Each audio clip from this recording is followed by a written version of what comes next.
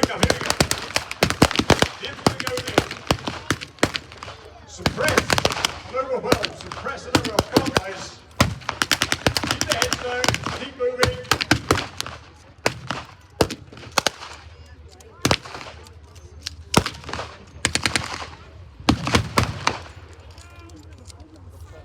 They need to force the Germans out of their initial frontline trenches. If they can do that,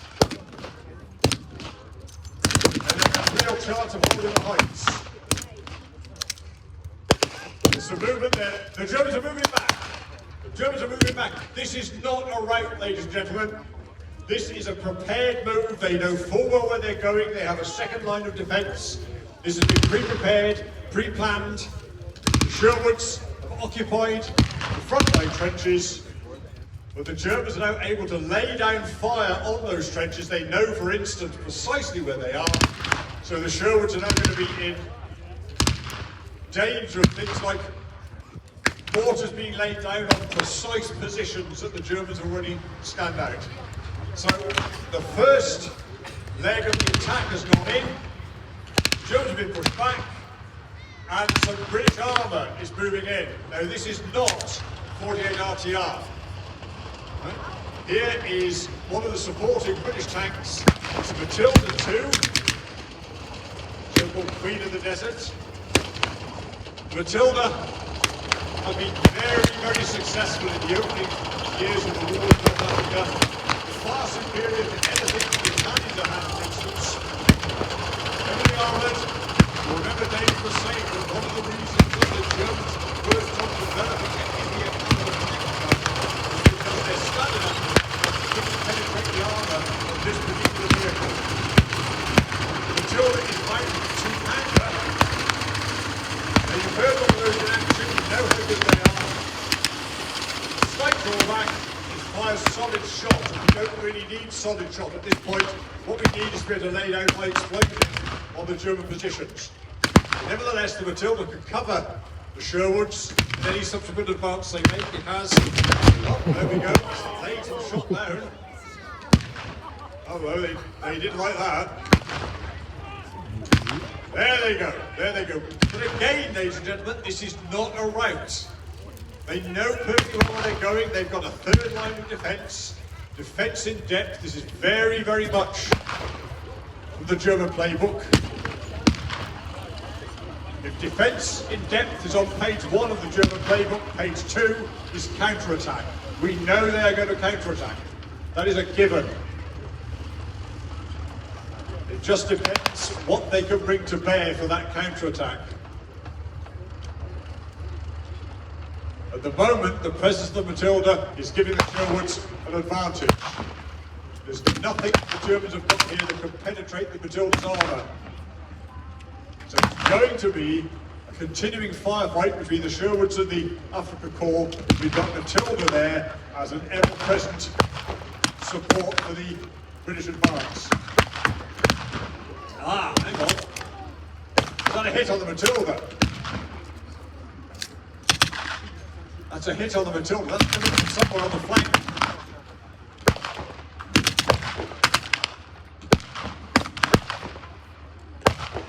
And then, is that the result of the much promised German reinforcements? Ah, now more Allied armour coming in. This is the M5 Stuart. It's a light tank. It's mounting, very thin armour. It's mounting that 37mm gun, which is a standard American anti-tank gun. And it is an American vehicle. Obviously this indicates very early link-up between the Torch forces coming from the west, advancing eastward, and the 8th Army, the Sherwoods, advancing west from El Alamein. Now at the moment, the weight of armour is very much in favour of the Allies.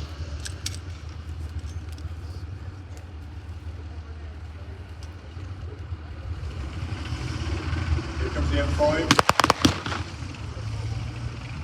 The British the earlier version of the Stuart, known to the 8th Army as the Honey.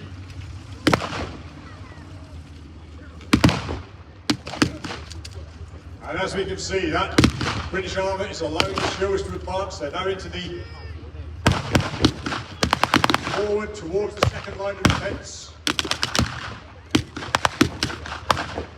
It looks as if the Germans are attempting to flank them. They've got a half-track position there, mounting heavy machine gun MG32, MG38. Whoa! More incoming rounds.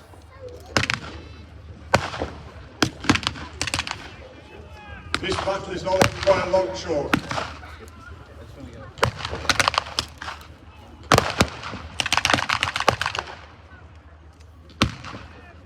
In fact, the Sherwoods are pulling back to the front line of the German trenches.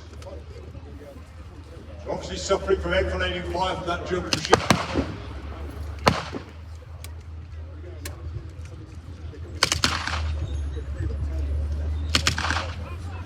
It's very evenly balanced. The Allies have got some armour advantage, but they don't seem to be able to push the ball away to have arrived. Coming in on the flankless road, we have a Panzer III. Pretty much the standard tank used by the African Corps in North Africa, along with its slightly heavier brother, Panzer IV. This was mounting a 50mm gun.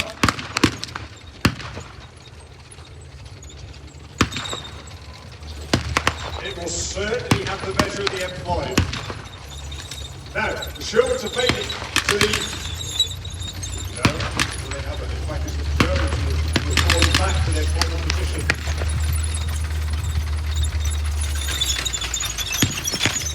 Now, the President of Panzer III is shifting a balance back towards the African Corps. They're flanking the Sherwoods.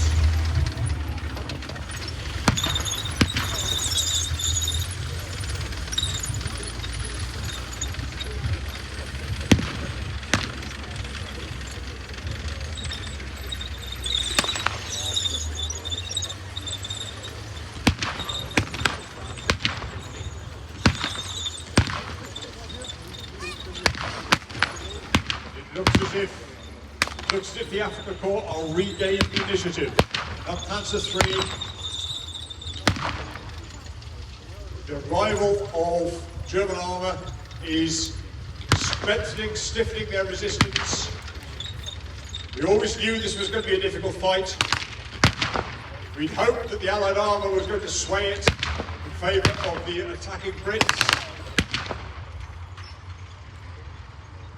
At the moment, when it comes to armour, the African Corps have a slight advantage.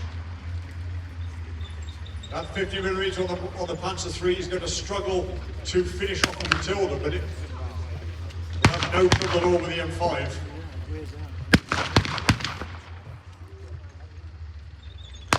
There he goes, he's backing up the final line of African positions.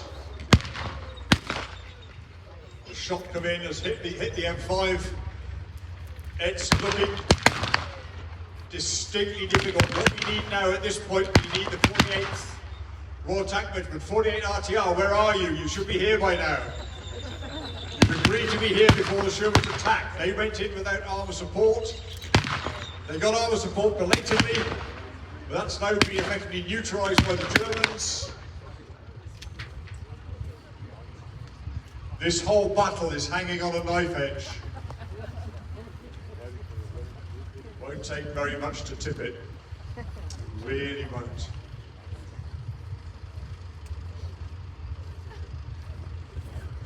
On both sides of the line. More come up. M5's got it again. The Panzers hit the M5 again. I can see flames on the back of the M5. That is now effectively out of the fight. The Matilda is immobilised.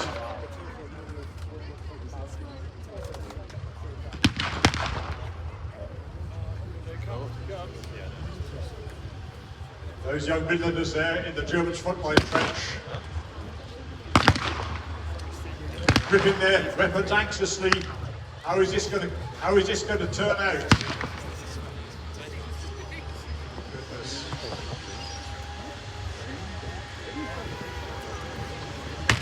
Hitler's much promised reinforcements are arriving. 504 heavy tank battalion from Panzerabteilung, Panzermark 6, the Tiger.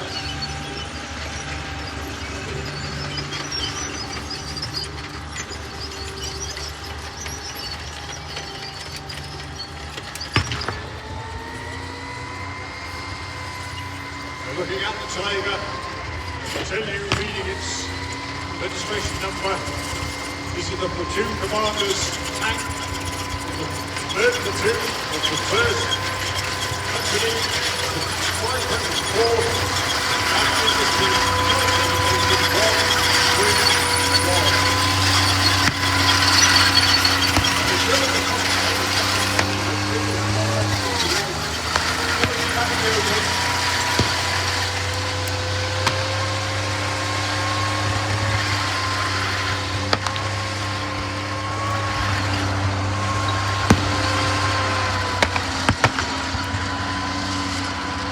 Things stand at the moment, there is nothing on the battlefield that can stop that 57-ton monster.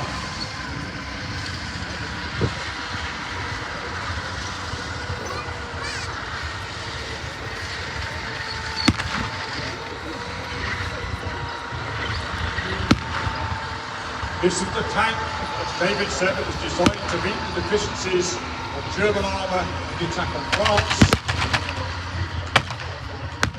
Now it's going to prove its superiority on the battlefield of North Africa. The firefight is still going on between the Sherwoods and the African Corps. The presence of that Tiger has changed the entire complex of this battle. It's now the attackers who are in trouble, not the defenders.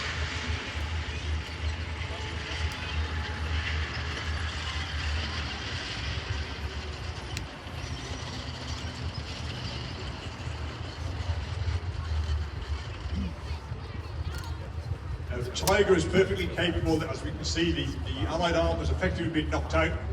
The Tiger is capable of firing explosive. Oh, he's had another go at the Matilda, just to make sure.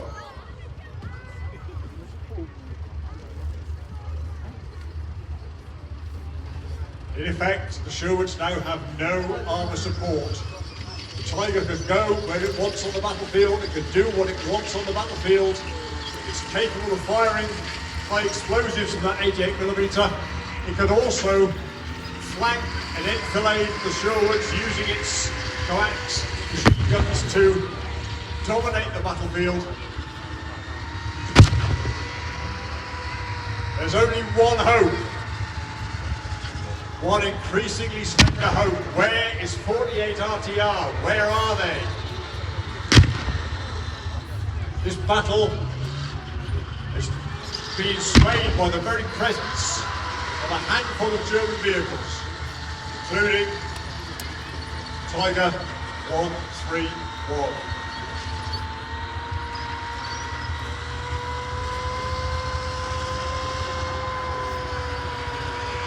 Now the Sherwoods have no anti-tank artillery in support. They have their own anti-tank weapon, projector infantry anti-tank, Piat, a spring-loaded anti-tank weapon, which, to be honest, is a bit more effective than it sounds. But there's the Tiger. It's reached the high ground, .174. The only thing the Sherwoods can do at this point is to try and get close enough with their Piat to score a significant shot. It's a very, very slim chance. And to be honest, it's a very, very brave man who tries to do it.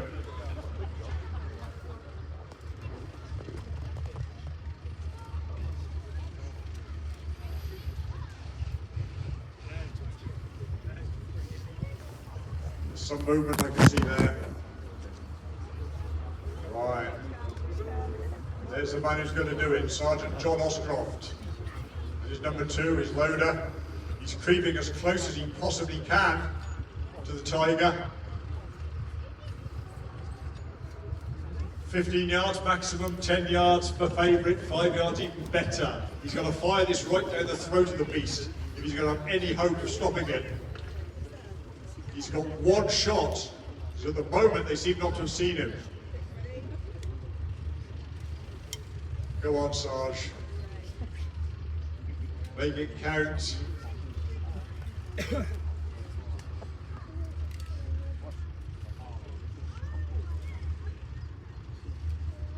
It's almost as if the whole battle is fired, and it's skidded off the turret of the Tiger. It hasn't made a clear impact. The Piat has to strike at 90 degrees in order for its shape charge to work effectively. It hasn't worked. Sergeant Oscroft and number 2 have been drawn.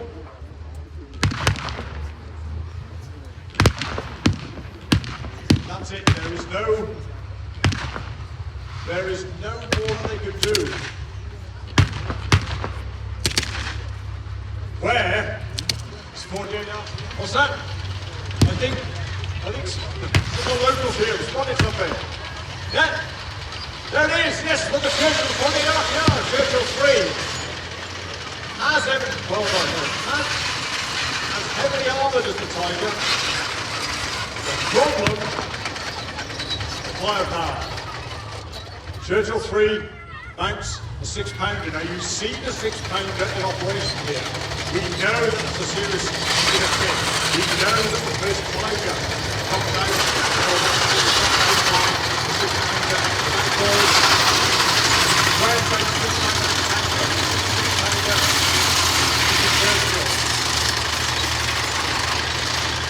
And the Sherwood, at this point, very aware that 48.5 yards away.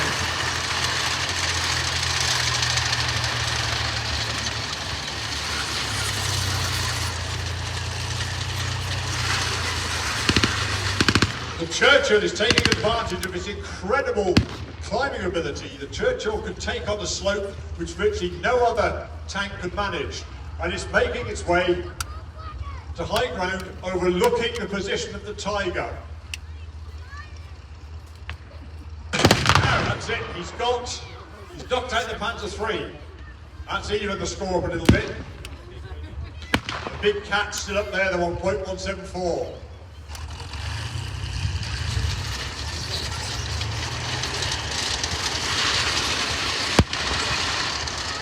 As an infantry tank, the role of the Churchill was to support the infantry. That's exactly what it's doing here. The Sherwoods need some firepower on their side. The Churchill's taking it to the Tiger.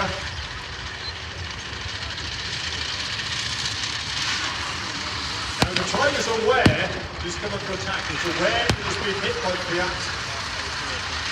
It's less aware that the 48s have turned up. They're not in its immediate line of sight, but they are being rather cautious.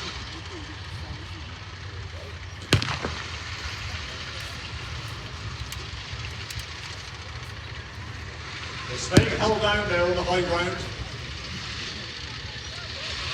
and the Sherwoods taking matters in their own hands. There's a captured French 75mm anti-tank gun down here, which the Germans have been using. The Sherwoods have got it round. And bearing in mind their infantry, they're not gunners. They're going to have a go at that Tiger. In fact, they're going to man at it with whatever they've got. Bren guns, 303s. Captured French 75.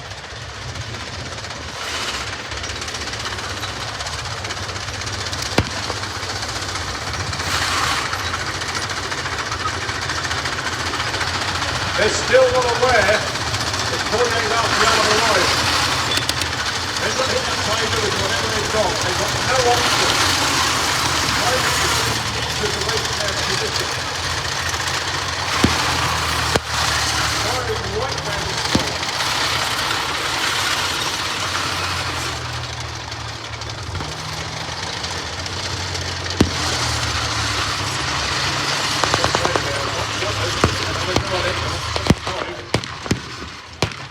Continuing the Africa corner. Let's not forget the infantry, they've not given up.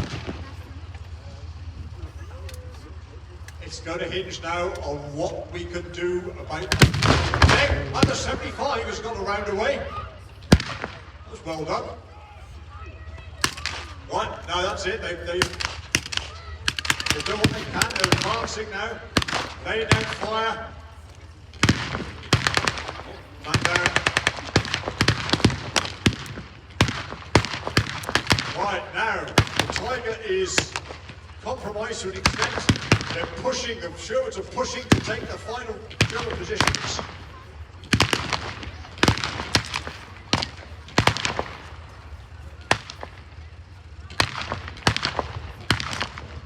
That Tiger's not moving.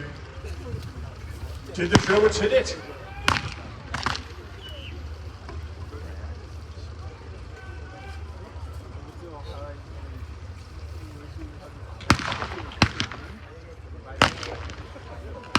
Oh, they're certainly pushing on.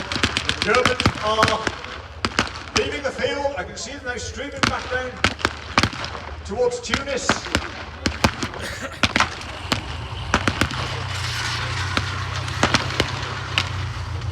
Churchill advancing. Here to take a fire position. The firefight's still going on, despite the fact that that's it. It looks as if, yep, the Sherwoods have got the best of the final fight. The Afrika Korps are withdrawing.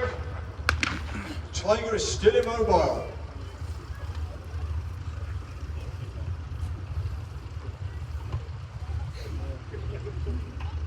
And at this point we can see there's a Daimler Dingo coming in here.